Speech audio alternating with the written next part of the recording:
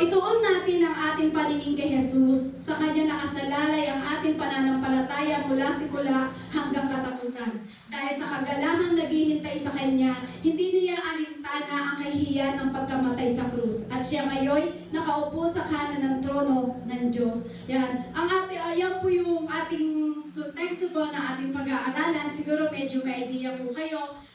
Kumbaga po ang ating Panginoong Jesus po kailangan humihingi po ng ang Lord po sa atin ng focus pagdating sa Kanya. Kaya sabihin mo rin sa iyo matabi, focus lang kapatid. Focus lang, kapatid. Kung may natin isipin ko ano yung dadalhin natin.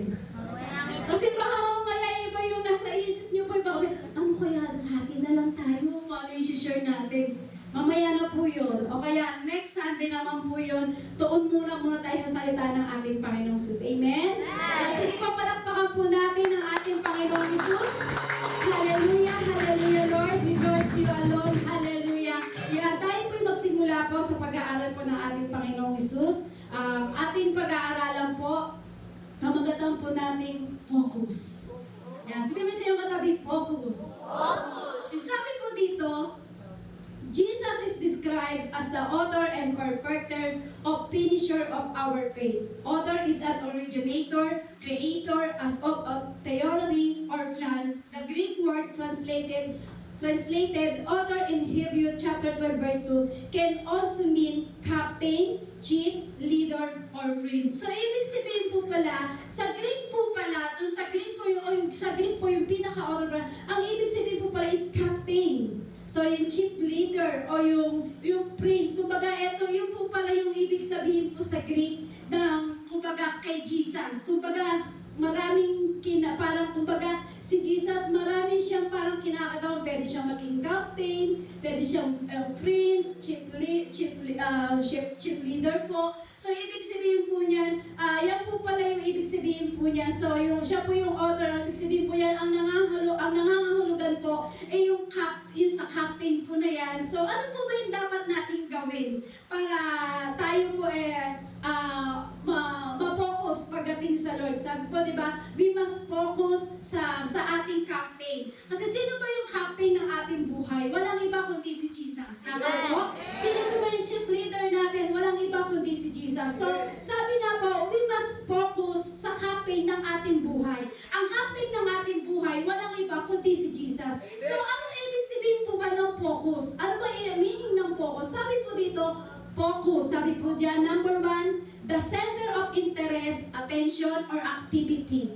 Number 2, the state of equality of having a producing clear visual definition. Sabi po dito. So yun po pala yung meaning po ng focus. Kaya po pala sa oras nito ang sinasabi ng Lord, ang hinihingi ng Lord po sa atin, kumbaga, focus muna tayo pagdating sa Panginoon. Ulitin mo sa iyong katabi, focus lang kapatid. Focus lang, kapatid. So sa oras to, hinihingi ko po ang inyong oras sa pag-focus pagdating sa Panginoon. Kasi hindi po madali ang mag-share, hindi po madali na isi-share natin yung salita ng ating Panginoong Jesus, tapos wala namang nakikinig at palang nagpo-focus. Tama po ba?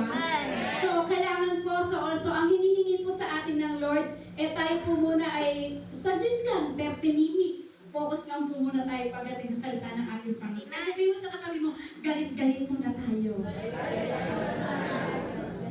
Ano po sabi? Hindi yung galit na mag-aaway kayo So ibig sabihin, huwag po muna kayo magkwentuhan. Kumbaga, focus po muna tayo sa salita ng ating Panginoon. Kasi sabi nga po, siya yung captain ng ating buhay. Amen? Sino po dito niniwala na si Jesus ang captain ng kanyang buhay?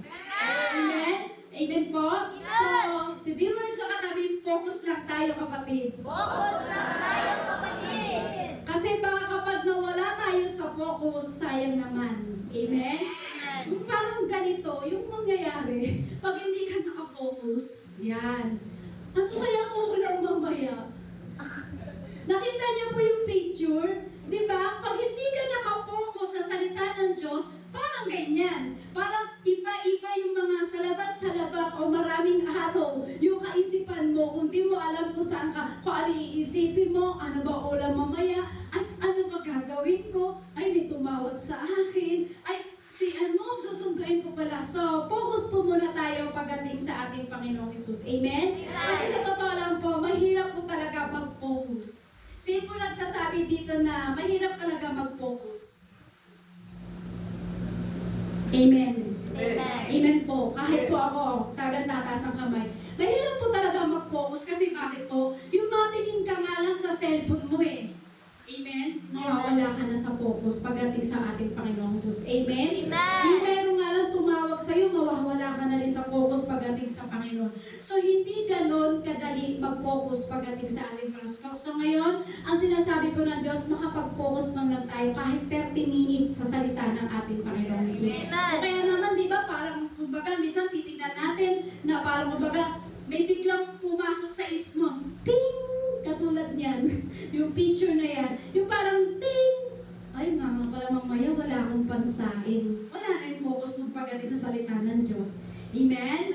So, kailangan nakapag-focus tayo, nakapokus po tayo pagdating sa panahon. Dapat makita po sa atin na yung ibang makita po sa atin yung ibang bagay na importante pagdating sa harapan ng ating Panginoong Jesus. Amen? Amen. Dapat ito yung maging ganito makita sa atin ng ating Lord. Next picture po, yan po yung dapat makita sa atin ng Lord. Kumbaga, nakatuon ka lang, nakapokus ko lang. Kumbaga, nakapokus lang siya sa isang tingin lang, o hindi siya tumitingin sa kanan, hindi tumitingin sa kaliwa, diretso lang. So, dapat focus lang tayo pagdating sa ating Panginoong Jesus. Tama po ba? Amen. Yan. Kaya ko po inuulit-ulit yung focus kasi sabi ko nga po sa inyo, makalapit ka lang ng katabi mo, wala ka na sa focus. Tumunog lang yung cellphone mo, wala ka na sa focus. Humikap ka lang, wala ka na sa focus. Kaya inuulit-ulit ko po na kailangan sa oras to, mag-focus po muna tayo pagdating sa Panginoon. At least, pasok po sa atin ang salita ng ating Panginoong Amen. Jesus. Kasi maraming bagay po kasi na nangyayari sa buhay po natin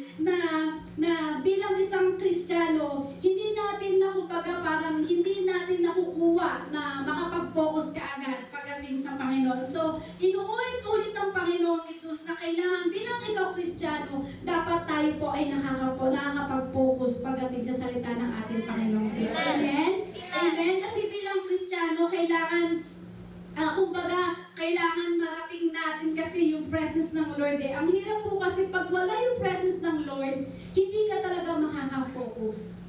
Kaya nga ako, di ba, pagka tayo po nag-worship, welcome natin ang welcome ang banal na Espiritu para at least pagdating sa salita ng Diyos po, andun na po yung talagang kumbaga yung words ng ating Panginoong Jesus, nandun na yung focus natin. Wala na siguro yung kakamot dyan sa kilikili, wala na yung kakamot-kamot dyan sa tagiliran. Kasi yung nga lang makamot mo lang yung tagiliran mo, wala ka na sa focus sa salita ng ating Panginoong Jesus. Amen? Amen. Hindi ko naman sinabi na huwag kayong gumalaw.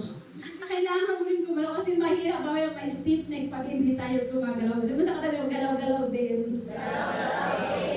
Yan, sige po, tayo po yung magsimula na po. Tayo po yung mag-focus po sa ating Panginoon. So, yan po, kailangan daw po ay tayo mag-focus pagdating sa Panginoong Jesus po. Kasi alam niyo po, ang ginagawa po natin sa panahon natin ngayon, nag-church tayo, kailangan gumagawa rin tayo pagdating sa ating Panginoong Jesus. Amen? Kumbaga, tignan niyo po, ang ibig ko pong sabihin sa focus, halimbawa, Sunday po ngayon, kaninang umaga, alam mo, nakaset sa'yo na mag-church ako.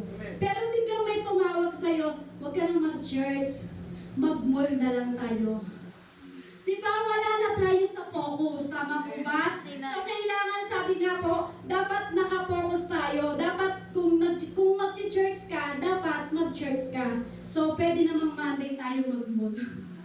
Sabi kasi nila, ang Sunday is family day. So, hindi po. Una po muna si Kristo bago po ang ating pamilya. So, tayo po naka-own, inuna na natin si Christ. Ando naman po, pwede na tayo mamasyal. Hindi naman po bawal mamasyal. Amen? Kumbaga, pag ganun po kasi nangyari, wala po tayo sa focus, wala tayo sa tamang goal.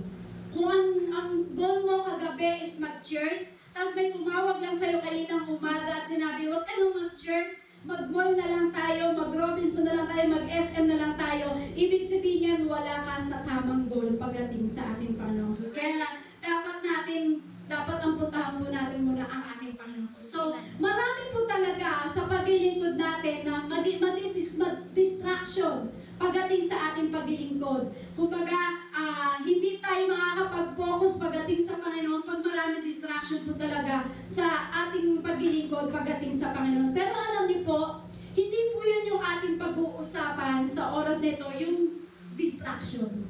Kasi pagka narinig niyo po yung distraction, alam ko na, hindi talaga tayo makaka-focus pag maraming distraction. Pag may kaaway ako, distraction talaga sa akin. Hindi po yan. Hindi po yan ang ating pag-uusapan ngayon. Hindi po yung distraction. Kumbaga, ang pag-uusapan po natin ngayon, ngayong hapon nito, ang ating pong pag-uusapan, kung ano ba yung benefits na makukuha natin kapag tayo ay nakapokus pagdating sa ating Panginoon Jesus. Ano ba yung makukuha natin kapag tayo po ay nakapokus pagdating sa Lord? Ano ba yung benefits niya? Unang-unang makukuha mong benefits pag ikaw ay nakapokus sa Lord. Unang-una, peace. Sabi mo sa katabi, peace. Peace be with you.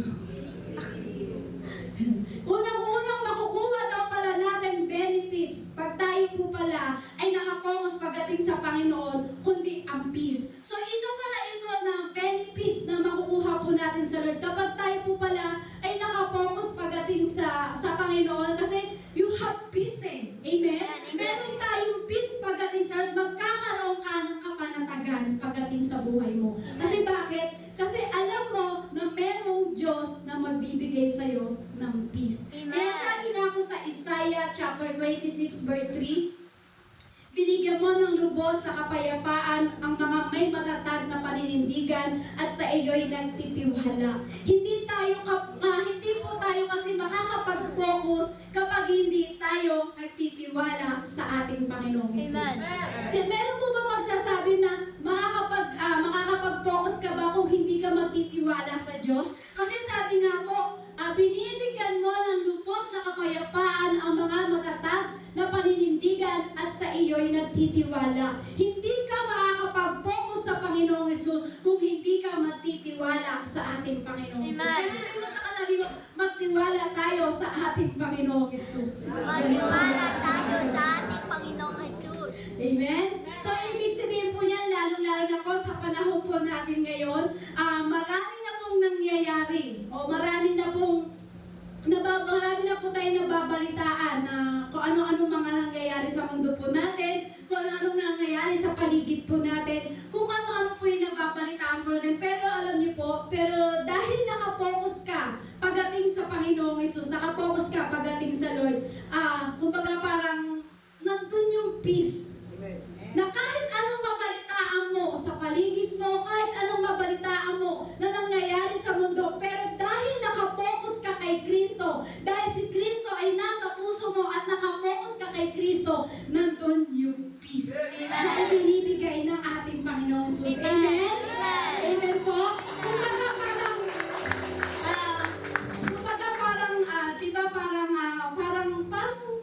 ganun ba? Yung parang ganun ba? Pero dahil nakapokus ka kay Lord, pero parang wala lang sa'yo yun. Kasi bakit? May peace ka na ibinigay ng Diyos po sa atin. Yun po pala yung unang-unang benefits na makukuha natin pag tayo pala ay nakapokus pagdating sa Panginoong Hesus. Kaya kahit anong mabalitaan mo sa paligid mo, sa mundo po natin, hindi tayo apektado. Amen. Amen? Kasi bakit? You have peace eh. Meron kang peace na ibinibigay ng ating Panginoong Hesus. Amen? So kung ikaw may peace, meron din po tayo nito, spiritual growth and stability. So ibig sabihin po niyan, yan po ang kailangan po natin. Kaya tayo nakapokus. Kaya po tayo kapag nakapokus sa ating Panginoong Hesus, kasi meron pa tayong spiritual growth and stability. So dapat po pala pag tayo nakakapokus po, dyan po tayo lalago pagdating sa Lord. Ganun pala yung sister, kapag nakapokus ka pala sa Lord, may peace ka, so ibig sabihin pala, dyan ka pala lalago, kapatid. Amen? Dyan ka lalago, kaya kapag hindi po tayo lumalago, ibig sabihin yan kung saan-saan ka nakatingin.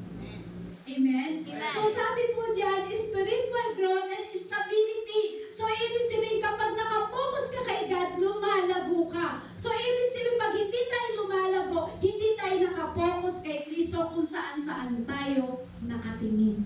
Amen. Amen? Kung saan-saan ka nakapokus. Nakapokus ka kay ganito, nakapokus ka kay babayarin, nakapokus ka kay Asa, kay Pag-asa, kay Card, o kung ano-ano pang inaasahan mo. Pag yun pala ang pinukusan natin, hindi tayo lalago. lumalago. Amen. So, pag tayo pala ay lumalago, tayo po pala ay nakapokus pagdating sa Lord. Amen po? Amen. Kasi hindi porket na matatag ka na. Sino magsasabi dito na matatag na siya sa pagiging ko?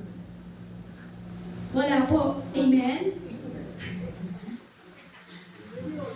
Wala po kasi kahit sabihin mong matagal ka ng Kristiyano, kahit sabihin mong matatag ka na, pero alam niyo po, kahit sabihin mong nakapokus ka pa kay Lord, pero alam niyo po, dadaan at dadaan pa rin po tayo sa pagsubok at suliranin natin sa ating buhay. Amen. Kaya sinasabi ng Lord, sa akin ka lang daan. Kumbaga, nakatingin lang tayo kay Kristo lang po tayo nakatuon, kay Kristo lang po tayo nakapokus. Para bakit po? Pag ikaw kay Kristo nakapokus, lalago at lalago ang iyong espiritu. Amen?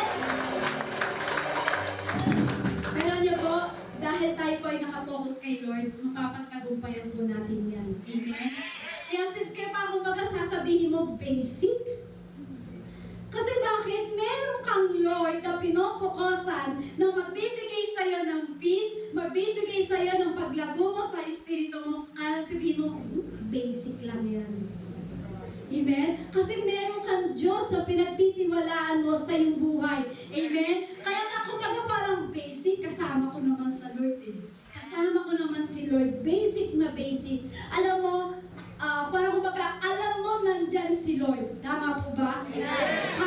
Parang kumbaga, alam mo nandyan si Lord, kaya ko itong lagpasan kasi nandyan yung Diyos ng aking pinaglilingkuran. Amen? Amen. Dahil nakapokus ka sa ating Panginoong Hesus, ito naman daw po, dahil nakapokus ka, we become fruitful.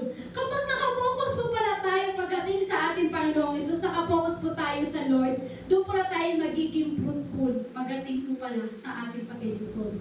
Amen. So, ibig sabihin po pala, magiging malago ka o magiging parang mabunga ka. Sabi nga, we became fruitful. Sabi po dito, ibig sabihin niya, kapag nakapokus ka, pagdating sa Panginoong Hesus, lumalago tayo, nagiging fruitful tayo pagdating sa harapan ng ating Panginoong Hesus. Amen? Amen po. Kaya sabi nga po sa John, chapter 15, verse 4 to 6, manatili kayo sa akin at mananatili din ako sa inyo. Hindi magbubunga ang sangang hindi nananatili sa puno. Gayon din naman, hindi kayo magbubunga kung hindi kayo mananatili sa akin. Ako ang puno ng ubas at kayo ang mga sanga. Ang mananatili sa akin at ako sa kanya ay siyang magbubunga ng sagana, sapagkat wala kayong magagawa kung kayo hiwalay sa akin. Ang hindi nananatili sa akin gaya ng sanga ay tinatapon at natutuyo. Ganoon ang mga sanga na tinitipon, inihahagis sa apoy at nasusunog. So, ibig sabihin po pala kapatid, alam po natin kumbaga, ang ibig sabihin po pala yan, si Kristo po yung branches, tayo po yung mga sanga. So, dapat po pala, para tayo ay patuloy na maging fruitful o maging lumago pagdating sa Lord, dapat lagi tayong nakakonect kay Christ. Amen. Kumbaga, tayo yung sanga na kailangan nakakonect tayo sa branches. Hindi tayo pwedeng mawala doon. Kasi pag ikaw nawala doon, matutuyo tayo. Tama po ba?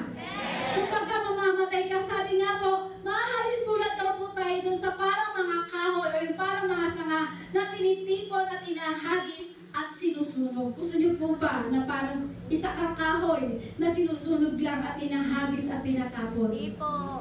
Ayaw niyo po, di ba? Kasi kailangan daw po pala, kailangan lagi tayong nakakabit kay Kristo. Amen. Ibig sabihin, lagi kang nakapokus kay Hesus Kristo. Alam niyo po, minsan kasi mga kapatid, minsan kasi namamali tayo. Minsan nagkakamali din po tayo. Hindi tayo laging tama. Sino magsasabi dito na lagi siyang tama?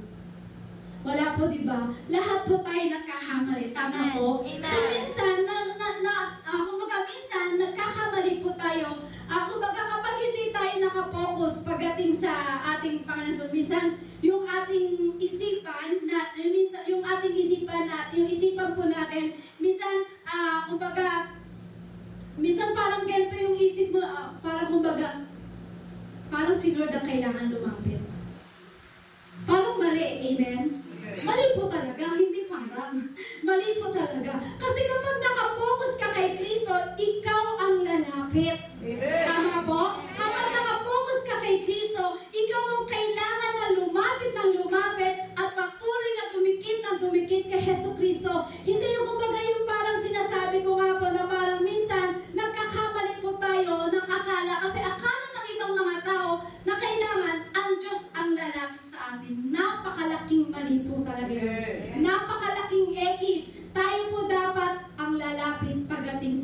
Panginoong Amen. Jesus. Kasi kapag wala po tayong hindi po tayo nakapokus pagdating sa Lord, minsan ang feeling natin parang tayo yung kailangan ng Lord. Hindi po. Tayo ang may kailangan pagdating sa Lord. Amen. Amen. Pero alam niyo po, ang totoo po niyan, tayo po ay may kailangan sa Lord din. Sino po dito magsasabi na wala siyang kailangan sa Lord? Wala po, diba? Lahat tayo ay may kailangan sa Lord. Hindi tayo ang kailangan ng Lord, kundi tayo ang may kailangan pagdating sa ating Panginoong Jesus. Amen? So alam niyo po, kung titignan po natin, pag tayo nakapokus sa Lord, may mga benefits po tayo nakukuha. Peace. Tapos tayo po yung sa spiritual natin, nag-grow, nagiging fruitful po tayo. So, ibig sabihin niya, hindi, kumbaga, kung titignan po natin, hindi ang Lord ang nagbe-benefits. Tama po? Hindi ang Lord ang nagbe-benefits sa atin. Tayo ang nagbe-benefits pagdating sa Lord. So kapag ikaw ang nakapokus sa Lord, ikaw ang magbe-benefits na ibinibigay ng Diyos sa iyo. Hindi ang Diyos ang makakakuha ng benefits sa atin. Tayo po ay isang makasalanan, tayo po ay isang niligtas ng Diyos. So huwag mo nga akalain na tama na parang ang Lord ang kailangan lumapit sa akin. Siya ang may kailangan sa akin. Siya ang makakakuha ng benefits sa akin. Hindi po. Tayo po ang nangangailangan ng tulong ng Diyos at tayo ang makakakuha ng mga benefits na pag tayo ay nakapokus pagdating sa Lord. Amen? Amen po? Hindi ang Lord ang magbe-benefits. Ikaw yun, kapatid. Kaya pag ikaw ang pumupokus sa Lord, maraming benefits ang ibibigay ng Diyos sa iyo. Unang-una, yung peace, napakahalaga sa buhay ng isang tao, yung kapayapaan. Sino dito yung ayaw ang kapayapaan? Ay, ayaw nyo ng kapayapaan. Ay, tama, nakikinig sila. Nahuli po lang kayo eh. Sabi nila, ha? Buhay sila. Amen. Palakpahan nga po natin ang ating Panginoon Jesus. Parang nagulat sila. Totoo po yun. Unang-unang makukuha natin sa Lord kapayapaan. Unang-unang makukuha ng tao po yun pag tayo nakapokus sa Lord ang kapayapaan. Kasi bakit po? Minsan po kasi mali na yung minsan nagiging mindset po natin sa ating buhay. Tama po. Kasi minsan, parang ganito. Example ko po, parang ang nagiging mindset po natin sa ating buhay po, sa ating kaisipan, parang kailangan nagbibigay naman ako ng tithes and offering. Okay na yun. Tugal naman, benefits na ng church yun. So, mali po yun. Hindi po sa church po yung ibinibigay nyo. Halimbawa ko lang po kasi po minsan, mali na po yung nagiging mindset po natin na parang sinasabi po natin na parang kailangan kasi ako magbigay ng tithes and offering kasi parang benefits naman ng Diyos yun. So hindi po. Yung ibinibigay mong tithes and offering pagdating sa Lord, yun po yung pagpapala na ibinigay ng Diyos sa'yo na parang binigay mo lang, ibinalik sa ating Panginoong Jesus yung 10%. Binigyan ka ng Diyos ng pagpapala ng 100% o punong-puno, pero ang hinihingi lang ng Diyos sa atin is 10%.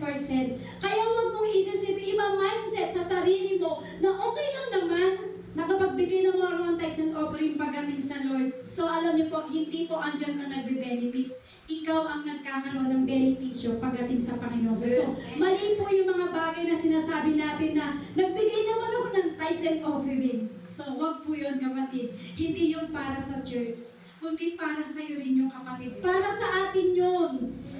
Huwag mo isipin kasi nakarinig po kasi ako ng testimony po ng kapatiran po namin doon sa Manila. Kumbaga dahil naglilingkod po siya, tapos parang nagkaroon po siya sa mindset niya na kailangan nila ako kasi nagbibigay ako ng tithes and offering. Akala niya, ang church ang nagbe-benefit. So hindi po. Hindi niya alam, every time na nagbibigay siya ng tithes and offering pagdating sa Lord, hindi niya po ba alam, sa kanya po yung beneficio na yun. So, yung benefits na ibinibigay ng Lord sa atin, yun po yung galing sa Lord. Amen? Hindi galing sa atin yun. Hindi ka lang makakapagbigay ng tithes sa Panginoong Jesus o ng love offering mo sa Lord kung hindi ka pinagpala ng Diyos. Amen? benepisyo naman ng Diyos yun, hindi po, benepisyo mo yun kapatid. Amen? Amen po. Kumbaga parang sabihin natin na para sa church naman, hindi po. Hindi po para sa church yun. Kundi para po sa atin din yun. Yung ibinibigay mo para sa church, bumabalik din yun para sa iyo. Yun yung benepisyo na ibinibigay ng Diyos. So, kumbaga, parang may peace ka pa rin. Amen. At wag naman yung mindset na, ay magbibigay ako ng 1,000 ngayon, baka mamaya maging 5,000 na. Huwag naman ganun kapatid. Huwag namin ganun kagrabe yung benepisyo kagad at gusto mo makuha pagdating sa ating Panginoong Hesus. Amen po ba? Kasi para po sa atin yun. Tama po ba? Benepisyo mo rin yun kapatid. Kaya sabi mo sa katabi mo, para sa atin yun. Benepisyo rin natin yun. Para sa atin yun, benepisyo natin yun. Kasi bakit? Di ba sabi po ng Diyos, subukan niyo ako. Amen? Paano po susubukan natin ng Diyos? Ano po sabi po doon? Amen po kayo, kasi di nyo naman po alam. So sabi po doon, kasi nga po diba yung testimony po ng dating kakilala ko po doon sa Manila nga po. Akala niya, pag nagbibigay siya ng offering, akala niya benepisyo ng church. Hindi niya alam, benepisyo niya yun o maging sa kanyang pamilya. Bakit? Sabi ng Lord po, subukan niyo ako. Bakit hindi niyo ibigay ng buong buo? Bakit pa tayo nakapunta sa 10%? Hindi po kasi, yung pinaisip sa akin ng Lord. Kasi, kumbaga, akala kasi ng iba po kasi talaga, na kapag nagbigay sila sa church, akala nila, benepisyo na sa church yun. Hindi po. Pag ikaw ay nagbigay sa Lord, benepisyo mo yung para sa buhay mo, para sa anak mo, para sa pamilya mo, para sa iyo yun, kapatid. Amen? Bakit? Sabi kasi ng Lord, bakit di niyo ako subukan? Bakit hindi niyo ako subukan? Bakit di niyo ibigay ng buong buo ang inyong ikapo? Kundi kung bubuksan ang durungawan ng langit. Amen. So, ibig sabihin, benepisyo yun sa iyo, kapatid. Isipin mo, nagbigay ka ng tithes and offering dahil pinakita mo sa Lord yung puso sa pagbibigay. Ano sabi ng Lord? Subukan mo ko. Kundi ko buksan ang durungawan ng langit at ibuo sa iyo ang pagpapala.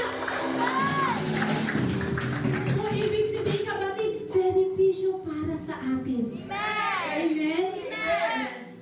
Na-share ko lang, naalala ko lang po kasi yung po kasi minsan yung nagiging mindset po ng tao. Amen? Now, alam niyo po, sabi po ng Lord, bakit di niyo ako subukan kundi ko buksan ang durungawan ng langit at ibusin niyo ang grabing pagpapala. Alam niyo po, sino po dito yung gusto maging fruitful? Lahat po tayo. Amen? So, ibig sabihin sa lahat ng aspeto ng ating buhay, ng buhay po natin, na kapag nakapokus pala tayo kay Lord, we will become fruitful. Amen? Kapag nakapokus pala ang buhay mo, kapatid, pagdating sa ating Panginoong Jesus, we will become fruitful. Amen? Lahat po ay magiging fruitful pagdating sa buhay mo. Kaya sabi nga to, we gain spiritual understanding. Amen? Maging ang spiritual mo ay magiging understanding. Yung fruitful na ibinibigay sa iyo ng Lord, sabi niya, we become fruitful. Sabi niya, we gain spiritual standing. Hindi na kumbaga naaalala pa natin na kumbaga parang hindi, kumbaga, di ba naaalala po natin dati na, kumbaga, dati na, hindi ka naman nag-church? Tama po ba? Naaalala niyo po dati na hindi ka naman nag-church, tapos nakita mo yung Bible, binasa mo, pero wala ka namang naintindihan. Kaya sabi niya, we gain spiritual understanding. Yung maaalala mo na dati nang hindi ka pa nag-church, at nakakita ka ng Biblia at binasa mo ito, hindi mo ito maintindihan. Amen? Sino po dito naka-experience na nakita niya yung parang hindi niya pa kilala ang Diyos, hindi pa siya nag-church, nakita niya yung Bible, binasa niya, may nakaintindi po ba kagad? Wala po, di ba? So, alam niyo po ba, ibig sabihin po niya, kapag hindi natin naiintindihan ang salita ng Diyos, kaagad po yun, ibig sabihin po niyan, hindi tayo nakakonect pagdating sa Lord. Amen. So, ibig sabihin, wala yung understanding. Pero alam niyo po, dahil may relationship ka na kay Lord, lumalago ang pagkakaunawa mo sa salita ng Diyos. Amen? Unti-unti na. Yung dating hindi ka na nag-church, dating hindi ka na nagbabasa ng Bible, pero nakilala mo si Kristo, nandun na yung time na parang nandun na yung pagkakaunawa mo sa salita ng ating Panginoong Jesus. Unti-unting lumalago. Amen? Kasi yung kumbaga parang ganito. Halimbawa, nag-usap po kami ni Sister Janine. So ako po ay hindi nakatingin kay Sister Janine. Magkakaintindihan po ba kami? Hindi po, diba? So ang ibig sabihin po niyan, ibibigyan ka ng understanding sa salita ng ating Panginoong Hesus kapag ikaw ay nakapokus pagdating sa ating Panginoong Hesus. Kapag nagkakaintindihan kayo ng Lord, uulitin ko po, kung kami po ay nag-uusap ni Sister Janine, may sinasabi siya sa akin at ako naman ay tumitingin kung saan-saan, hindi ako nakatingin sa kanya. Magkakaintindihan po ba kami? Hindi po. Amen? So, ganun din po sa Lord, para malaman mo, magkaroon ka ng kaunawaan sa salita ng ating Panginoong Hesus, dapat nakapokus ka pagdating sa Lord. Doon mo mauunawaan kung ano man ang mga bagay na nababasa mo sa salita ng ating Panginoon. Amen? Dapat ganun din kay Lord. Kailangan maging sensitibo tayo pagdating sa ating Panginoong Hesus, mga kapatid. Amen? Kapag kinakausap ka ng Diyos, sino po dito yung kinakausap ng Diyos? Kala ko walang kinakausap yung Diyos po dito sa atin. Ulitin ko po, sino po dito yung mga kinakausap ng Diyos? So kapatid, kapag alam mo kinakausap ka ng Diyos, focus ka lang. Focus ka lang pagdating sa Lord. Amen? Hindi yung kung saan-saan kang nakatingin. Amen? Hindi yung kung anong gusto mong gagawin mo. Kapag kinausap ka ng Diyos, focus ka lang pagdating sa Lord. Amen? Kasi yung iba po sinasabi po kasi ganito. Kumbaga, yung iba, yung sinasabi sa'yo, kumbaga kung ano yung sinasabi sa'yo ng Lord, di ba may sinasabi sa atin ng Lord, may kinakausap po tayo ng ating Panginoon, pero taliwas naman yung gusto nating gawin. Ito po yung malinaw. Merong pinagagawa ang Diyos sa'yo, pero taliwas naman yung gusto mong gawin. So, magkakaintindihan po ba kayo ng Lord? Hindi po, di ba? Hello? Okay po? Yan. So, ibig sabihin, taliwas. Taliwas yung parang gusto mong gawin. So, sabi po kasi ng Lord, sabi po kanina, ang ating captain ng ating buhay, walang iba, kundi si Jesus. Tama po? Sabi po kasi kanina, ang Lord ang captain ng ating buhay. So, ibig sabihin, pag si Lord ang captain ng buhay mo, anuman ang desisyon mo, yun ang gusto ng ating Panginoong Jesucristo. Amen? Hindi yung may iba kang gustong gawin kasi captain ng buhay mo, walang iba kundi si Jesus eh. Amen? Amen po? Hindi yung gusto mong gawin, gagawin mo lang. Halimbawa, kumbaga, gusto ni Lord na maglingkod ka, pero may gusto ka pang gawin ng iba sa buhay mo. Kumbaga, tinatawag ka na ng Lord para maglingkod sa Kanya. Sino po dito yung gustong maglingkod pagdating sa Panginoon?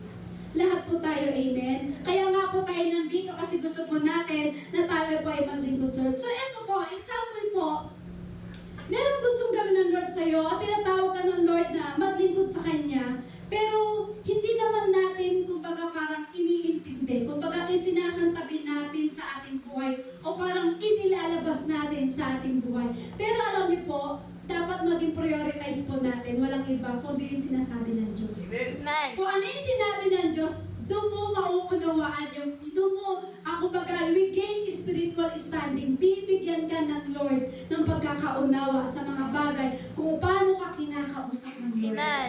Kung kinakausap ka ng Lord, kapatid, dapat i-prioritize mo ang ating Panginoon Jesus. Kung ano yung sinasabi sa'yo ng Lord, yun ang gawin mo, kapatid. Amen? Sabi nga, there is a blessing naman daw po kasi. So, ibig sabihin, there's a blessing, there's an obedience. Kasi kapag ikaw ay sumusunod sa Lord, blessing. Pag ikaw ay nag-obedience pagdating sa Lord, blessing po yun. Amen? So, ibig sabihin niya kung ano ang pinagagawa sa'yo ng Lord, dapat kapatid, focus lang pagdating sa Lord. Huwag kang palinga-linga. Huwag kang palingon-lingon. Sabi nga nga po, di ba, sa Biblia, ang isang magsasaka daw po, kapag palingon-lingon, walang... ang sabi ko, ang sino daw pong palinga-linga habang nag-aararo, walang mararating. Amen? So dapat kung alam mo ikaw ang kinakausap ng Lord, focus ka lang pagdating sa Lord.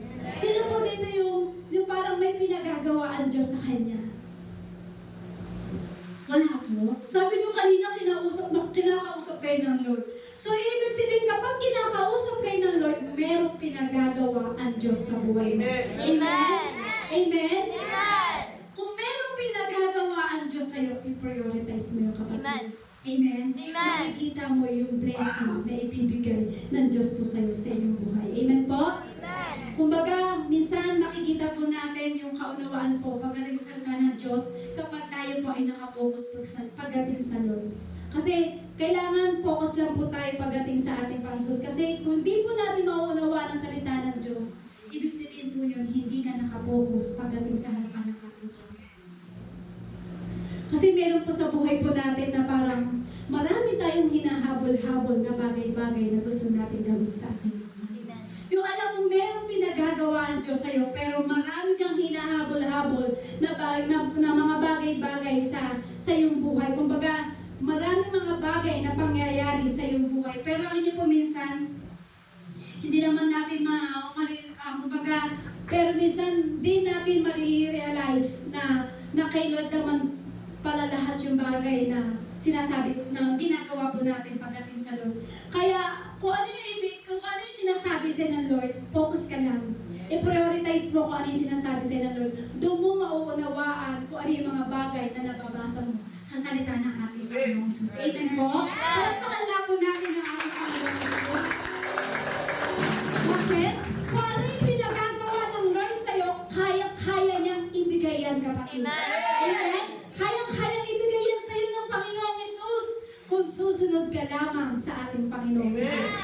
Sabihin mo sa iyong kapatid, kung susunod lamang tayo sa Diyos, Kung susunod lamang tayo sa Diyos, kayang ibigay ng Lord kung ano yung gusto mong gawin. kayang-kaya ibigay ng Lord kung ano yung gusto mong gawin. Kayang ibigay ng Diyos yan kasi gusto lang lamang ng Diyos, sumunod ka lang sa Kanya. Kapag sumunod ka sa ating Panginoong Jesus, ihahanda ng Panginoong Jesus ano ang dapat niyang gawin para sa iyo. Amen? Kaya sinasabi ng Lord po sa atin ngayong hapon na ito, we gain courage and endurance. Kapag nakabukas pala tayo kay Lord, nagkakaroon tayo ng tapang at tumitibay tayo. Amen? Sabi po diyan, we gain courage and endurance. Kapag nakapokus ka pala pagdating sa Lord, nagkakaroon ka ng tapang at nagkakaroon ka ng tibay. Ano mang bagay na meron mangyari sa buhay mo, tumitibay ka kasi bakit? Nandun ang presence ng Lord sa'yo, nandun nakapokus ka sa Lord, nagkakaroon ka ng tapang. Sabi ko nga po kanina, sino ba ang kinakausap ng Lord? At sino po dito yung tinatawag ng Lord na maglingkod sa Kanya? At sino po yung may pinagagawa ng ang Lord sa Kanya? So, ibig sabihin pala, kapag ikaw, we gain courage and endurance, kapag ikaw pala ina-encourage ng Lord, so ibig sabihin pala, nagkakaroon ka ng tapang na gawin anuman ang gustong magawa sa iyo ng Diyos. Sabi niya po sa 2 Timothy chapter 1 verse 7, sapagkat ang Espiritong ibinigay sa atin ng Diyos ay hindi Espiritu ng kahinaan ng loob, kundi Espiritu ng kapangyarihan, pag-ibig, pagpipigil sa sarili. So, sino po dito yung binigyan ng Diyos ng tapang? Ay, walang binigyan ng tapang ang Diyos. Sabi nga po dyan, sapagkat ang Espiritong ibinigay sa atin ng Diyos ay hindi Espiritu ng kahinaan ng loob. Amen? Binigyan ka ng Diyos ng Espiritu ng tapang para gawin kung ano ang gustong pagawa sa iyo ng Diyos. Para gawin ng Diyos kung ano ang gusto ng gawin ng Diyos sa iyo. Binigyan ka ng tapang ng Lord. Kung ikaw ay tinatawag ng Diyos na maglingkod sa Kanya, gawin mo yung kapatid. Amen? Kasi sabi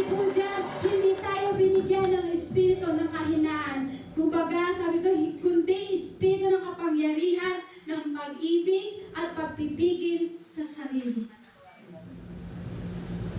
Bakit po? Kung bakit yan ang binigay sa atin ng Espiritu, ang pag-ibig po kasi, napakahalaga po sa isang tao. Sabi nga po, di ba, ang pag-ibig ay kayang pumatay lahat ng kasalanan. Sino po dito ang umiibig? Amen. Kasi kung di ka umiibig, amen, buhay tayo. So, kailangan umiibig tayo. Amen? So, ibig sabihin po niyan, ang Espiritong ibinigay ng Diyos sa atin ay katapangan. Hindi katapangan sa pakikipag-away, hindi yung tapang na ibinigay ng Diyos sa iyo, yung tapang na parang susugutin mo yung kapitbahay mo na may dala-dala kang itak. Hindi ganun yung tapang na ibinibigay ng Diyos sa atin. Ang ibinigay ng Diyos sa iyong tapang, kapatid, matapang kang i-share ang salita ng ating Panginoong Hesus. Matapang kang ipagbalita ang salita ng Diyos sa kaibigan mo, sa kapitbahay mo, sa kamag-anak mo. Sabi ng Lord, hindi kahinaan, kundi yung tapang ng pag-ibig na yung tapang ng pag-ibig na ipahayag mo ang salita ng Diyos kasi umiibig ka sa Lord. So kapag umiibig ka sa Lord, iibigin mo rin yung kapwa mo nang hindi pa nakakilala sa Lord. Amen. Amen? Sabi po dyan, ang binibigay po sa atin ng Lord, yung pagpipigil sa sarili. Kasi marami po sa atin hindi kayang magpigil sa sarili. Meron pa ba dito hindi marunong magpigil sa sarili? So, kailangan daw po ang ibinibigay ng Diyos sa atin dahil nakapokus ka kay Kristo, dahil may understanding ka na sa salita ng ating Panginoong Hesus. So, ibig sabihin yan, may pagpipigil ka na sa sarili, kapatid. Kahit anong bagay na tukso, kayang-kaya mong pigilan. Anong bagay na kasalanan na binibintag sa iyong kaaway, kaya mong pigilan. Bakit? Bakit kaya mong pigilan? Kasi ito yung ibibigay ng Lord sa'yo kapag nakapokus ka sa Kanya. Kapag meron ka ng pagpipigil sa sarili at lahat ay hindi mo, kumbaga, may pagpipigil ka na sa sarili, kaya mo nang takbuhan anumang bagay na tukso ng kaaway. Bakit po? Kasi ito yung ibinigay ng Diyos sa atin eh. Freedom. Kapag may pagpipigil ka na sa sarili, hindi ka na natutukso sa mga bagay sa mundong ito. May freedom ka. May totoong freedom ka na. Amen? Amen. Kapag napapalapit tayo kay Lord, napapalapit tayo sa Diyos, lalo tayo nagiging totoong malaya. Kasi meron ka ng pagpipigil sa sarili. May pag-ibig ka na. Kapag meron palang ibinigay ang Diyos sa'yo ng dalawang bagay na yun, totoong malaya ka na, kapatid. May freedom ka na. Malaya ka na sa lahat ng pagkakasala. Nakapokus ka kay Kristo. Ibig sabihin niya, may totoong freedom. May totoong kalayaan. Ano pala yun, sister? Kapag tayo pala ay napapalapit ng todo pagdating sa Lord, lalo tayo nagiging totoong malaya pagdating sa Lord. Sino po dito yung nakilala niya ang Diyos, napalapit siya ng todo sa Panginoon, nakita niya yung totoong may kalayaan talaga siya? Sino po dito yung pinalaya sa kasalanan? Ako unang-unang tataas. Kasi makasalanan po talaga ako. Grabe po talaga yung aking buhay. Kung ulitin ko po, maiiyak na naman kayo. So, ang ibig ko po sabihin, ako po yung talagang totoong pinalaya na ng Diyos. Siguro meron pong isang bagay na pandaraya ka ng kaaway sa akin na unti-unti ko pong tinatanggal, inaalis. Hindi na po akong makikipagplastikan sa inyo. Siguro yun laman ng aking puso. Siguro isipin natin yung galit. Kasi minsan hindi natin may iiwasan yung galit. Pero sabi ng Lord, dahil may pagpipigil ka sa sarili, may pag-ibig, sabi nga, tanggalin mo yung galit. Kailangan ibigay mo yung forgiveness. Kasi pag may forgiveness, may totoong freedom ka na. Amen? So siguro po, may dumating yung time na minsan dinataya tayo ng kaaway. Kaya kung baga kung sasabihin natin, paano yung sister? Paano kung nagiging malaya? Paano kung magiging malaya? Kapag Martes, nasa church. Kapag Wednesday, nasa church. Kapag Thursday, nasa church. Kapag Friday, nasa church. Saturday, nasa church. Sunday, nasa church. Wala namang kalayaan. Ganun po ba yun? Ganun po ba? Hindi po. Yan. Kumbaga po, kasi ganito po yan. Kasi ako po, yung mga kapatid ko po, meron po silang, may GC po kasi kami, nagyayaya po sila sa akin. Sabi nila, ate, matagal ka lang di umuwi sa Manila. Sabi nila ganun. Baka pwede naman makasama ka namin kasi may okasyon. So sabi ko, nag-set sila, sabi ko, sige, basta wag lang Sunday. So ginawa ko ng mga kapatid ko, ate, Monday. Sabi ko daw, pwede Monday kasi may nilakad kami. O sige, ate, Martes. Hindi na ako pwede kasi meron kaming, sabi, dati ko nang pupunta po sa Kalasyaw. Tapos sabi nila, o sige, Wednesday, hindi pwede, may big din kami, sabi ko sa mga kapatid ko. Tapos sabi nga, Thursday, hindi pwede kasi may mga high mga kasama po namin. Tapos Friday, hindi pwede, may meron kaming prayer meeting. Saturday, may practice kami. Sunday, may gawain kami. Asan yung freedom mo, ate? Ba't wala kang kalayaan? Bakit lahat meron sa inyo? Yung wala ka ng oras sa sarili mo, sabi ng mga kapatid ko. So alam niyo po, sabi ko kasi sa kanila, huwag niyo ako yayayain pag Sunday. Kasi ang Sunday, para sa Lord. Amen? So kaya lang, o sige ate, siguro naman may kalayaan ka pagka Monday, Tuesday, Wednesday, Thursday, Friday, Saturday, sabi niya. So sabi ko, yun po, sabi ko sa kanila, ay may mga gawain kami yun, hindi ako pwede. Sabi niya, ate, nasan yung freedom? Sabi ko, yung freedom na totoo, nasa Diyos. Yung totoong freedom ko na naranasan ko, yung totoong kalayaan ko, na totoong pinalaya ako ng Diyos, nasa Diyos. Amen. Sabi ko sa aking mga kapatid. So yun po, naintindihan po nila. So sila po yung sama-sama po doon. Sabi nila, sige ate, pray mo na lang kami. Kaya sabi ko sa kanila, unahin niyo muna ang Lord bago kayo mag-happy-happy, sabi ko nga, kasi may birthday po doon. Di po. Hindi po. Kumbaga parang sama-sama po kasi malalayo po kasi kayo magkakapatid. So minsan lang po magsama-sama para po magkaroon po ng banding. Pero sila lang po kasi ako po mas medyo malayo po. So ngayon, sabi nila, nasan yung kalayaan? Sabi ko, yung tunay na kalayaan, walang iba kundi nasa ating Panginoong Hesus. Amen? Sabi niya, nasan yung freedom mo dyan? Sunday, hindi ka pwede. Saturday, Monday, hindi. Halos lahat, sabi nila, meron. Pero, alam niyo, sabi ko po sa kanila, malalaman niyo rin yung pag naglingkod kayo sa Lord, sabi ko sa kanila. So, alam niyo po, unti-unti, praise God, naiintindihan nila kung ano yung kalagayan ko. So, ngayon, pag meron sila okasyon sa kanila, ay hindi pwede si Ate Sunday. So, minsan sila na lang po ang dumadayo sa akin. Amen? Hindi ako ang dadayo sa kanila, darating ang time, sila ang dadayo sa akin para ako yung kanilang makasama. So, ibig sabihin po niyan, dapat lagi tayong nakapokus sa Lord para yung totoong freedom makukuha mo pagdating sa Lord. Kasi minsan gano'n naman po talaga sabihin ng mundo sa atin eh. Isabihin sa iyo ng mundo talaga, lalong-lalo na sa atin na naglilingkod sa Panginoon, ang sasabihin talaga sa atin ng mundo, kapag Sunday, hirap na hirap ka. Hindi ka makabanding sa amin, wala kang oras. Pag Sunday, yayayain ka namin, wala kang oras. Kumbaga parang kung sinasabi po ng mundo, parang Monday, hindi ka rin pwede, Sunday, hindi ka rin pwede. Kumbaga, hindi ka na namin makasama mag-swimming, hindi ka na namin makasama mamasyal.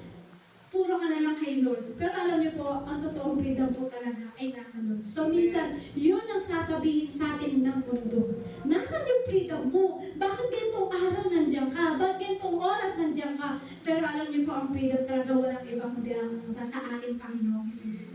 Kaya yun sasabihin sa atin ng mundo. Siguro po minsan may nagsasabi sa inyo, isang Sunday lang naman, umabsent ka na. Meron po ba nagsasabi sa inyo, isang Sunday lang naman, makasama ka namin. Meron po bang nagsasabi sa inyo po ng gano'n? Ibig sabihin po yun, walang freedom. Kasi ang totoong may freedom po, uunahin mo muna ang ating Panginoong Hesus. Amen? Kasi yung pangunawa natin sa salita ng Diyos, laging nangunguna. Amen? Pag ikaw ay laging nangunguna sa iyo ang salita ng Diyos na nauunawaan mo, may totoong kalayaan ka pagdating sa Lord. Amen?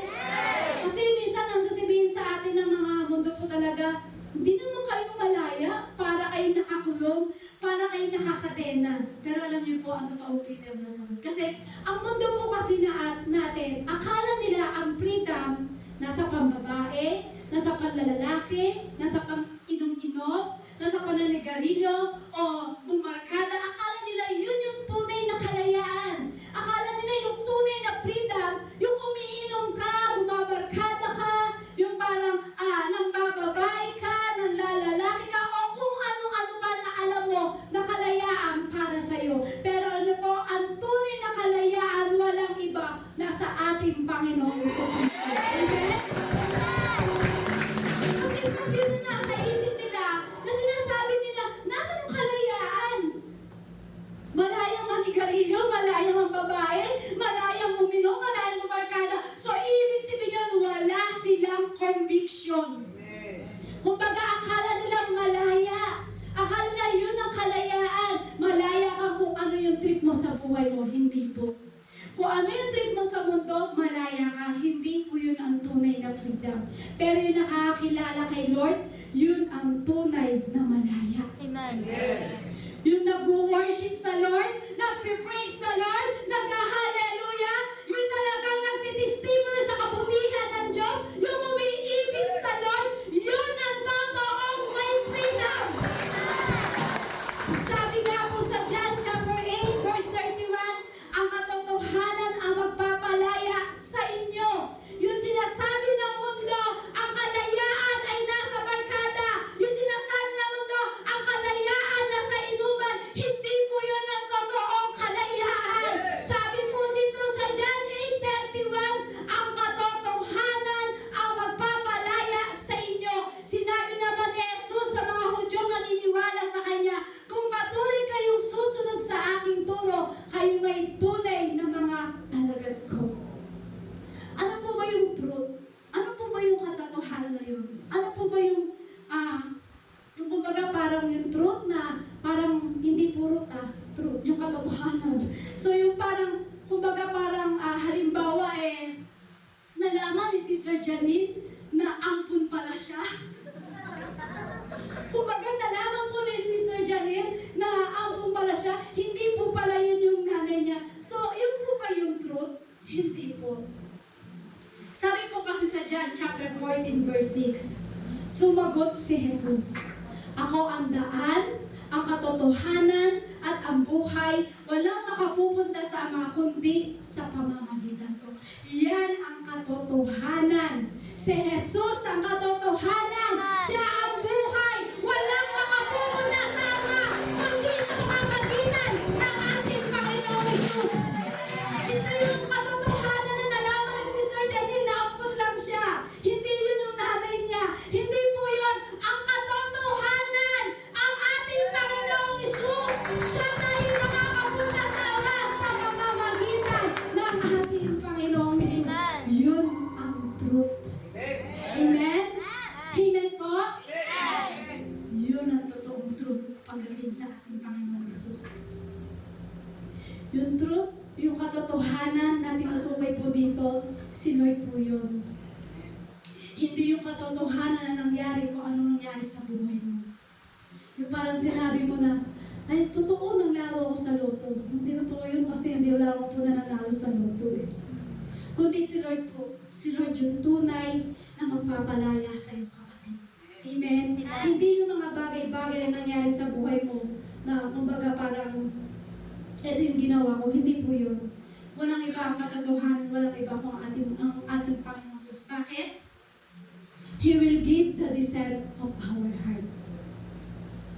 Yun yung katotohanan na ibinibigay ng Diyos sa kapatid. Yung desire ng iyong puso.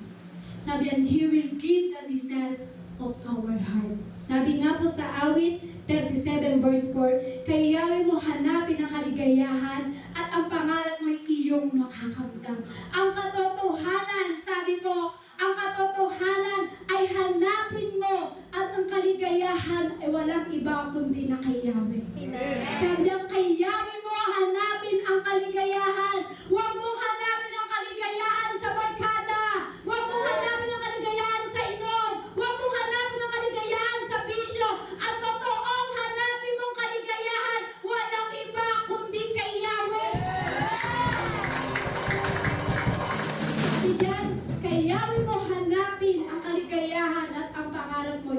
iyong makakamtan. Ano ba yung pinapangarap mo, kapatid? Ano po ba ibig sabihin na kay Yahweh, na sabi dyan, kay Yahweh mo lang hanapin yung tunay na kaligayahan? Ano po ba yung laging nakaratak sa isip mo, kapatid?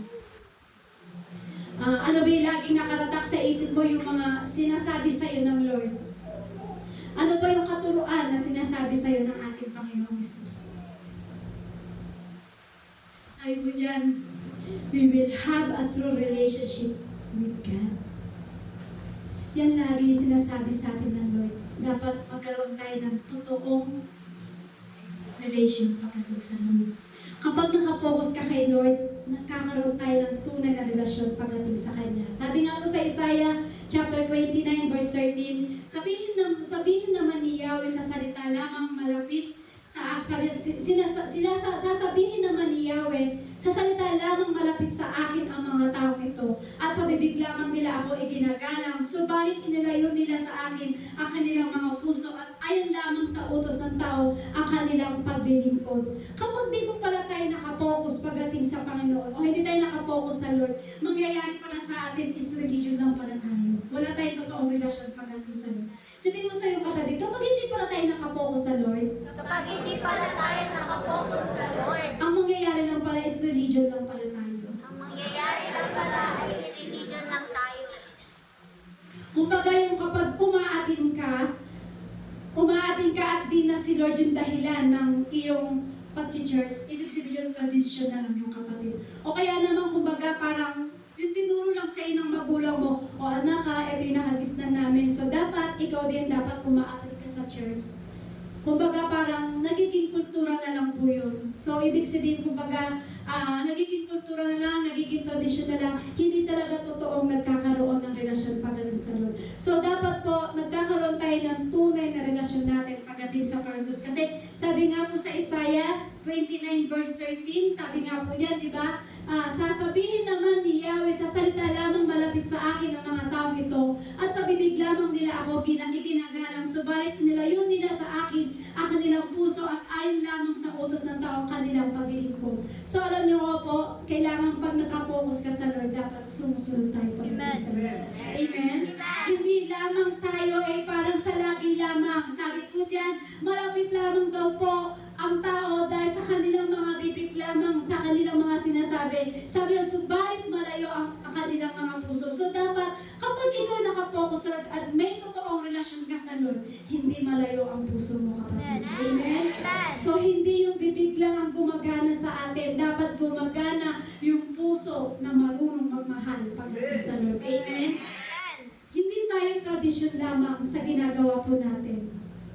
Kaya po tayo nag-church, kaya sinasabi, focus ka lang sa Lord. Kasi ang gusto ng Lord, may tunay na relasyon ka pagdating sa ating Panginoon Jesus. Amen mo? Dapat po kasi nakapokus po tayo sa Lord. Kumbaga, kung sa iba po kasi, nakapokus nga po, pero paano kaya sila lalago? Saan po sila nakapokus? Hindi natin alam kung saan tayo nakapokus. Kaya sabi nga po, di ba, kapag nakapokus ka, isang tingin ka lang. Huwag kang titingin sa kanan, huwag kang titingin sa kaliwa, huwag kang titingin sa likuran. Kumbaga, straight lang ang tingin mo pagdating sa Lord, para at least makita mo kung ano talaga yung totoong pagdating sa ating Panginoon. So, ano ba yung focus na yun? Pumokus tayo pagdating sa relasyon natin, pagdating sa Lord. Huwag natin sasabihin kasi na, may relasyon ako sa Lord, pero ang labi lang naman yung gumagana sa atin. Pero ang puso natin ay malayo. Hindi po. Kailangan malapit ang ating puso pagdating sa ating Panginoon Jesus. Amen? Kasi alam niyo po, kapag nag-focus po tayo, halimbawa po, di ba, ang focus po kasi, kumbaga, nag-focus ka sa karir mo. Paano tayo lalago kapag ang karir mo ang pinukusan mo? Kumbaga, parang katulad pa rin ng dati, na parang dati, ganun lang. So, alam niyo po, kailangan maging priority po natin si Lord. Amen. Kapag may relasyon ka sa Lord, dapat meron kang priority pagdating sa Panginoon Jesus. Alaman natin sa lahat ng bagay pagdating sa Lord, basic lang naman po yun. Madali lang para sa Lord po yun. Tama po ba? Amen. Kasi sabi nga po sa Mateo chapter 6, verse 36, sabi niya, seeking God first. Diba? Unahin po natin ng ating Panginoon Jesus. Kasi kapag may relasyon ka sa Lord, uunahin mo talaga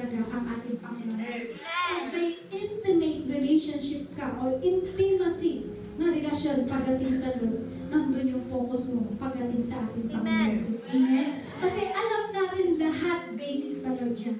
So, hindi mo na kailangan pumokus sa karir mo. Hindi mo na kailangan pumokus sa mga bagay-bagay na gusto mo gawin sa buhay mo. Kasi alam mo, ang Diyos ang magbibigay sa iyo niyan. So, sabi ng Lord, seeking God first. Unahin mo ako at pagkatapos yun, ibibigay naman ng Lord kung ano yung mga bagay na pangangailangan mo sa buhay mo. Kaya-kayang ibigay ng Lord po yan. Amen? Yan ang dapat po na huwag natin kakalimutan. Huwag mong kakalimutan. At huwag kang titingin kung saan-saan. Walang ibang tingin kundi sa ating Panginoon Jesus. Amen. Amen? Walang iba makakapagbigay sa atin ng totoong relasyon. Walang iba kundi ang ating Diyos. Sabi dyan, we will become like Christ. Kapag ikaw ay may totoong relasyon na sa Lord, katulad ka na ni Kristo.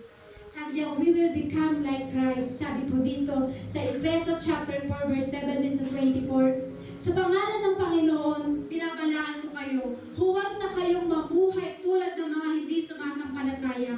Wala kabuluhan ang kanilang iniisip at wala silang pangunawa dahil sa kanilang kamangmangan at katigasan ng ulo. Wala silang bahagi sa buhay ng kaloob ng Diyos. Sila'y naging alipin ng kahalayan at wala na silang kahihiyan. Wala silang inaatupag kundi pawang kalaswaan. Hindi ganyan ang natutunan ninyo tungkol kay Kristo. Napakinggan na ninyo ang aral ni Jesus, na natutunan na ninyo ang katotohanan na nasa Kanya. Iwan na ninyo ang dating pamumuhay, hubarin na ninyo ang inyong dating pagkatao na nasira dahil sa masamang pagnanasa. Magbago na kayo ng diwa at pag-iisip. At ang dapat ninyong isuot ay ang bagong pagkatao na nilikha ng kalarawan ng Diyos at nahahayag sa matuwid na banal na pamumuhay ayon sa katotohanan. Kapag kinilala mo pala ang Diyos, kinilala mo pala sa Jesucristo, nag-focus ka sa ating Panginoong Jesus, kakalimutan mo na dating yung ikaw. Amen. Kapag si Kristo pala ang napokusan natin sa ating buhay, na dati tayong makasalanan, na dati ang pangit-pangit ng attitude natin, na dati tayo pala ay manginginom. Nakakalimutan mo yun dahil bakit? Dahil may tunay na pagkakilala ka sa Lord. Amen. Kaya sabi nga dyan, iwanan natin yung dati nating pamumuhay. Na ako po ay hindi ko pakilala si Kristo. Ako po ay nakilang manginginom. Tigilan mo yung mga iniinom po namin. Nang hindi ko pakilala si Kristo, mabarkada po ako. Halos hindi ako umuwi sa aming bahay. Ganun po ako katindi ng araw. Naranasan ko rin po ang magbisyo. Pero alam niyo po, nang nakilala ko ang Lord, naiwanan ko yung dati kong pamumuhay na napakapangit. Yung dating hindi ko kilala si Kristo, ang buhay ko ay lumalaro lamang sa kasalanan.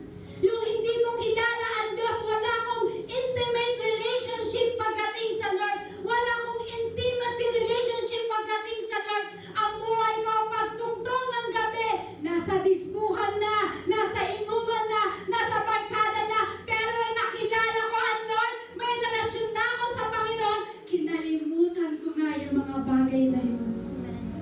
At glory to God, binigyan ako ng tapang ng Lord para hindi ko nabalikan yung ganong pamumuhay. Amen.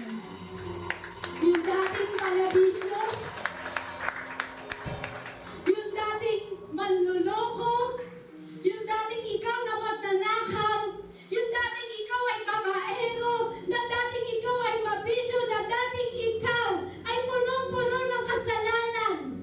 Kakalimutan mo na yung dati mong pamumuhay kapag ikaw ay may focus na pagdating sa Lord. Amen. Amen? Amen. Amen po? Kasi alam niyo po, dapat hindi mawala ang focus natin sa Lord. Sa panahon po natin ngayon kasi kakaiba na.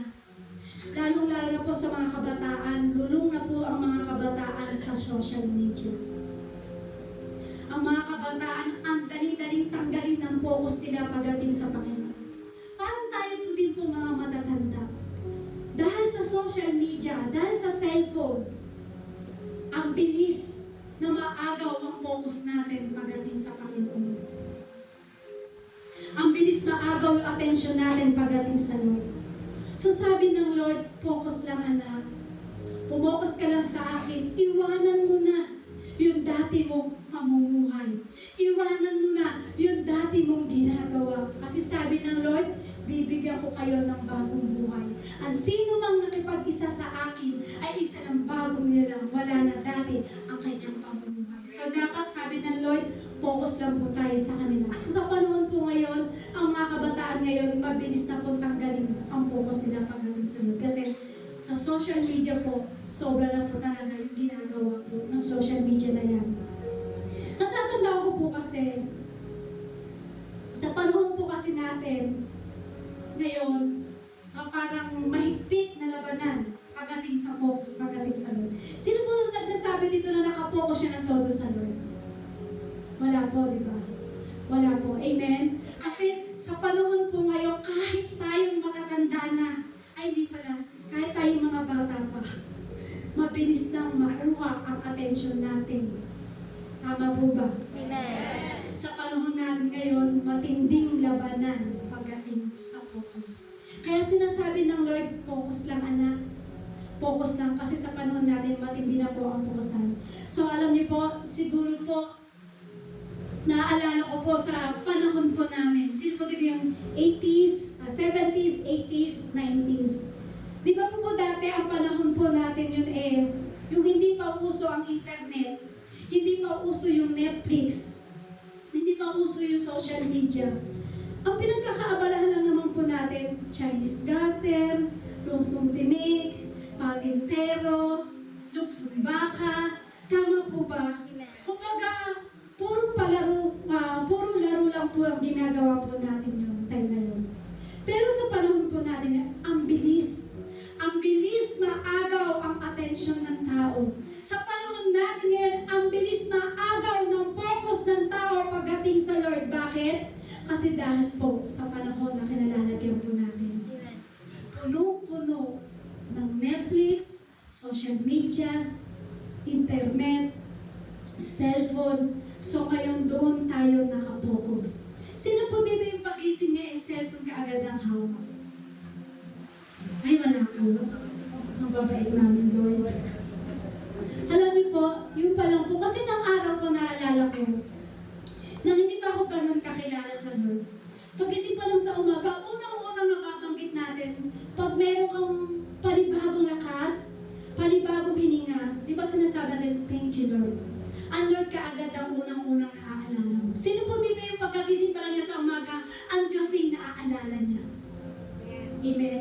Pero alam niyo po, sa panahon ngayon, dahil may Netflix, may social media, may internet na, sa panahon ngayon, pagkising ko pa lang sa umaga, sino na kayo nag-chat sa akin? Sino na kayo nag-text sa akin? Ay, ano ba yung chapter 1 na akin? Chapter 2 na, kabanata, 2 na yung aking panonoodin.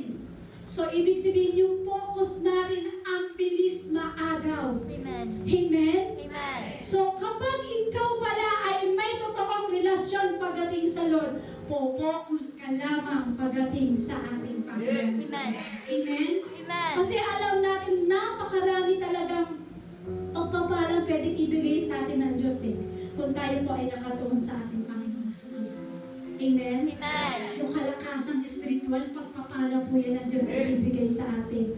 So sa panahon po natin ngayon, dahil marami na sa paligid natin, may internet na, may social media na, may Netflix na, ang bilis maagaw ng focus. So sa oras po ito, ano po ang ibig sinapasabi po ng Lord po sa atin? Dahil tayo po mga tao, mabilis na maagaw ang attention po natin. Sabi ng Lord, anak, focus lang. Focus ka lang sa akin at magkaroon ka ng tunay na relasyon pagdating sa akin. Para bakit po? Bakit sinasabi po ng Lord po sa atin yan? Para hindi po tayo maagaw na kinalalagyan po natin sa mundo. Amen.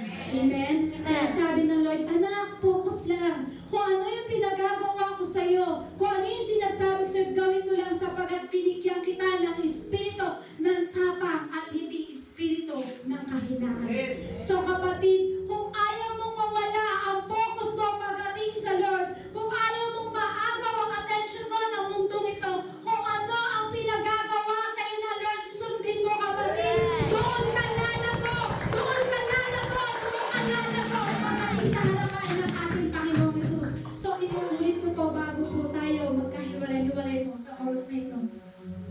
Sabi ng Lord, focus ka lang sa akin, anak. Ano man ang pagdaanan mo sa buhay, ano mang meron dito sa kanan mo, ano mang meron dito sa kaliwa mo, ano mang meron dito sa likuran mo, sa harapan ka lang tumingin, sapagkat narito ako sa iyong harapan na handa kitang alalayan sa mga bagay na gagawin ko para sa iyo. Sabi ng Lord, focus lang, anak. Yung attention mo, huwag mawawala sa akin. Kaya sa oras na ito, naiyahan ko po kayong tumayo sa presensya po ng ating Panginoong Jesus. Sa panahon po kasi natin, grabe po talaga ang akit ng mundo. Kahit kami po na naglilingkod sa Lord, patuloy pa rin po kami inaakit ng mundo. Nandiyan yung dating barkada namin na iniwanan namin mabubuhay. Para lang i-chat kami, oo, kamusta ka na? Tapos yung kamusta na yun, may mga bagay na parang panuya. Dati hindi ka naman ganyan eh. Dati ka namin kasama, isa ka rin naman din makasalanan. Dati yun. Pero nagkaroon ka ng relasyon sa Lord. Iniwanan mo yung dating ganong pamumuhay mo. Uulitin ko po, hindi po masama ang pumarkada. Hindi naman po sinabi na iwanan mo yung mga barkada mo. Hindi naman po eh. Hindi ibig sabihin na i-abandona mo. Ang ibig po sabihin ng Lord po doon, kapag ikaw ay nakakilala na kay Yeso Cristo, huwag ka nang gagawa ng mga bagay na dating ginagawa yung magbarkada. Pwedeng bumarkada. Pero yung dating masamang ginagawa natin, huwag na tayo makiayod sa ating mga barkada. Huwag po tayo mabilis na maagaw ng mundong ito. Kaya yung focus natin sa Lord, nawawala. Bibigyan ko po ng focus at diin po yung paggamit natin ng cellphone. Yung social media na yan, yung Netflix na yan. Kasi diyan po tayo naaagaw pagdating sa Panginoon.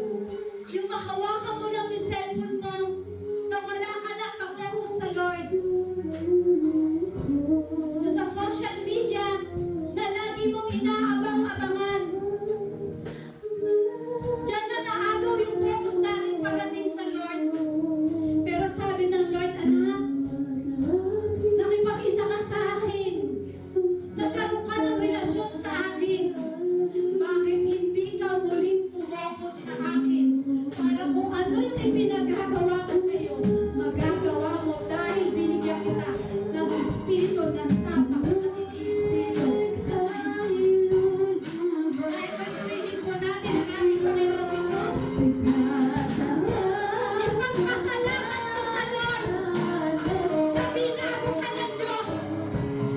Ipagpasalamat mo sa Lord na ang focus mo ay nasa Kanya pa rin. Thank you, Lord, di mo kami iniiwan. Thank you, Lord, di mo kami binibitawan. Kahit inaagaw kami ng mundong ito, hindi mo kami binibitawan, Lord. Thank you, Lord Jesus.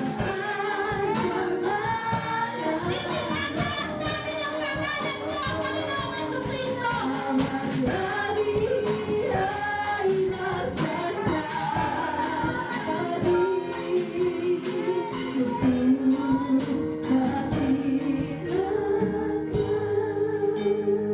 Naalala ko po yung dati na nawala rin po ako sa focus sa Lord.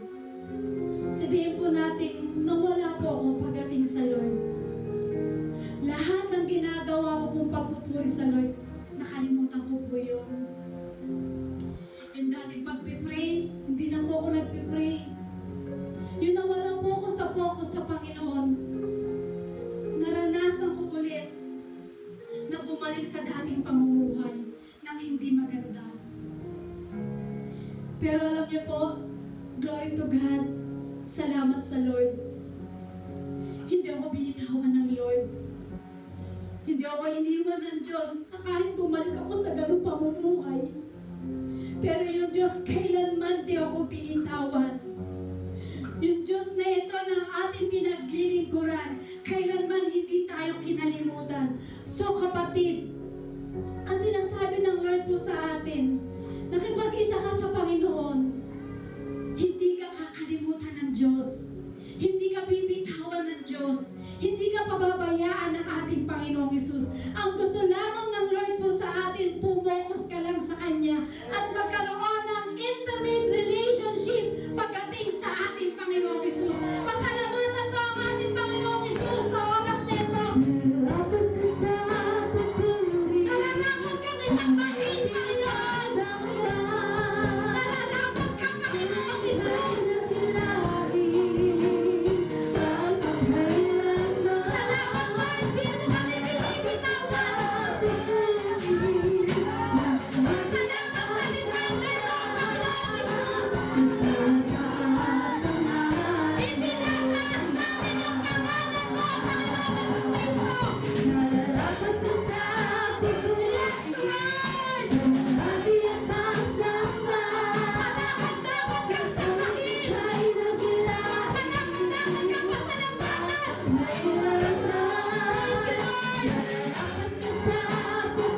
Pasalamatan mo, Panginoong Hesus. Hanapin ka sa'yo.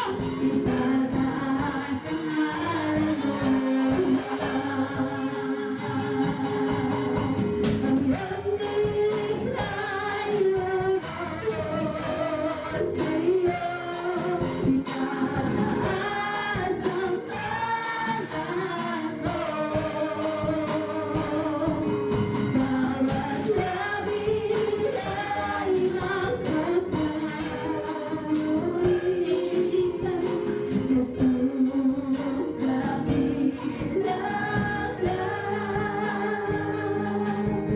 sa iyo, Panginoong Hesus. Salamat, Lord.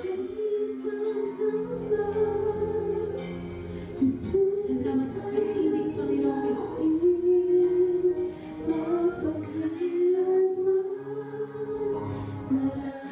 Sabi po ng Lord, anak, ano man yung pagdaanan mo sa buhay, ano man mangyari sa iyong pamumuhay, huwag mawawala yung focus mo sa akin. Kahit dumaan ka sa pagsubok, kahit dumaan ka sa mga bagay na hindi mo kaya, huwag na huwag mawawala ang focus mo sa akin. Salamat, Lord, sa mga bagay na paalala mo, Panginoong Hesus. Alam namin, Lord, at inaamin namin ang bawat isa po sa amin, Lord. Totoo naman po talaga, Lord, na nawala kami sa focus pagdating sa iyo. Hayaan mo, Lord, sa reminder mong ito sa hapon nito, Lord. Hayaan mo maibalik namin, Lord, na muli kami makapokus pagdating sa iyo. Yung dating ginagawa namin sa iyo, Lord, maibalik po namin ito, Panginoong Hesus. Lord, muli mong ibalik sa amin, Lord, yung grabing relasyon namin pagdating sa iyo, Panginoon. Salamat sa iyo, Panginoon, sa pagkatotoo nga po, Lord, na may freedom kami pag kami ay nagtiwala sa iyo, Panginoon. Salamat, Panginoon, sa mga bagay na pinalaya mo sa amin at inalis mo sa amin, Panginoon. Hayaan mo, God, sa hapon nito, Lord, tumatak sa aming puso't isipan, Panginoon, yung salita na patuloy na pinapahatid mo sa amin, Panginoon. Hayaan mo, God, sa oras to, Panginoon, muli namin maibalik, Lord, yung tapang na espiritu na ibinigay mo sa amin, Lord. Pagkus, Lord, sa pangalan mo, Panginoong Hesus, inaalis namin, Lord, yung espiritu ng kahinaan ng loob sa aming katawan, Panginoon. Pagkus, Lord, ang bawat isa po sa amin, Lord, binigyan mo ng lakas ng loob para pahayag ang salita